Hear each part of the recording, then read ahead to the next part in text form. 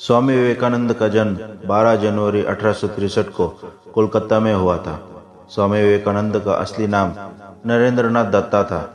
उनके पिता का नाम विश्वनाथ दत्ता और माता का नाम भुवनेश्वरी देवी था। उनका केवल एक भाई भूपेंद्रनाथ दत्ता था।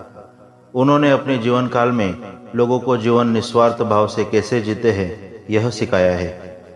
स्वामी विवेकानंद ने अमेरिका के शिकागो में आयोजित विश्व धर्म सम्मेलन में भारत की ओर से सनातन धर्म का प्रतिनिधित्व किया था। वेदांत दर्शन का प्रसार पूरे विश्व में किया था। बाद में समाज सेवा के कार्य के लिए रामकृष्ण मिशन की स्थापना की।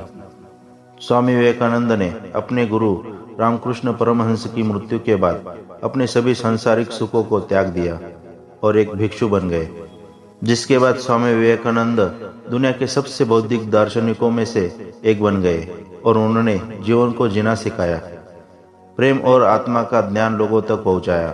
उन्होंने दुनिया को प्यार से और सहानुभूति की आंखों से देखा। स्वामी विवेकानंद का निधन 4 जुलाई 1902 बेलूर मठ, हावड़ा में हुआ था। स्वामी विवेकानंद जी ने अपने छोटे से जीवन में भारत और पूरे विश्व में अपना वर्चस्व बनाया था और उन्होंने अपने विचारों से लोगों को बहुत मोटिवेट किया है। तो आइए जानते हैं उनके कुछ विचारों के बारे में। एक विचार लो और उस विचार को अपनी जिंदगी बना लो। उसी विचार के बारे में सोचो, उसी के सपने देखो, उसी को जियो।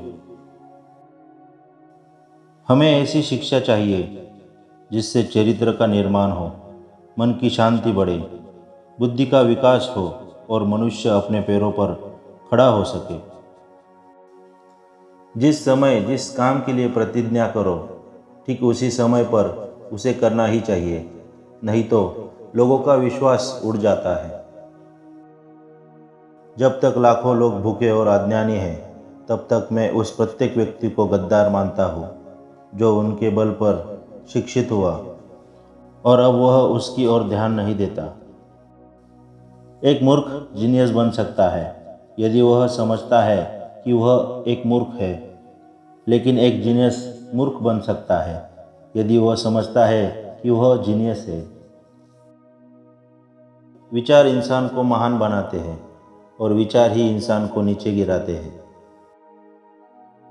पहले हर अच्छी बात का मजाक बनता है, फिर विरोध होता है और फिर उसे स्वीकार कर लिया जाता है।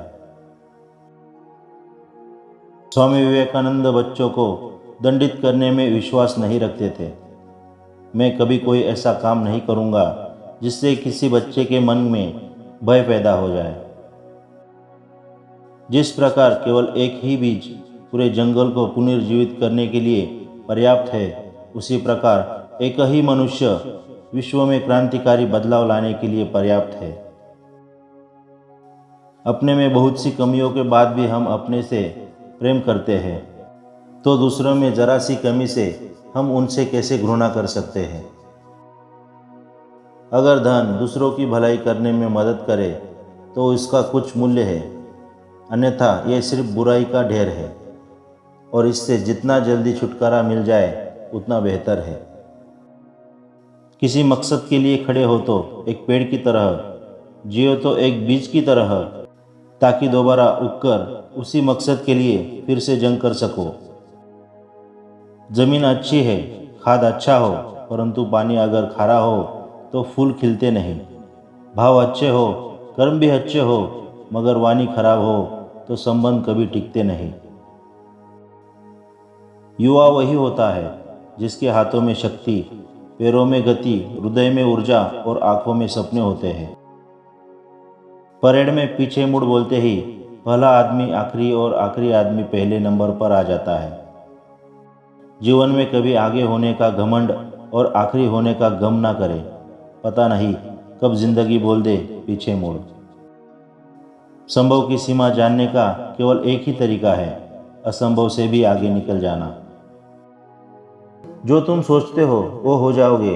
यदि तुम खुद को कमज़ोर सोचते हो तो तुम कमज़ोर हो जाओगे। अगर खुद को ताकतवर सोचते हो तो तुम ताकतवर हो जाओगे। दुनिया में सबसे शक्तिशाली मनुष्य की वाणी है, जो हथियार उठाए बिना ही क्रांति करवा सकती है और परिश्रम के बिना ही शांति। जब इंसान को गंदे और मैले कपड़ों में शर्म आती है तो गंदे और मैले विचारों में भी शर्म आनी चाहिए। अपने जीवन में जोखिम ले। यदि आप जीतते हैं तो नेतृत्व करते हैं, यदि आप हारते हैं तो आप दूसरों को मार्गदर्शन कर सकते हैं।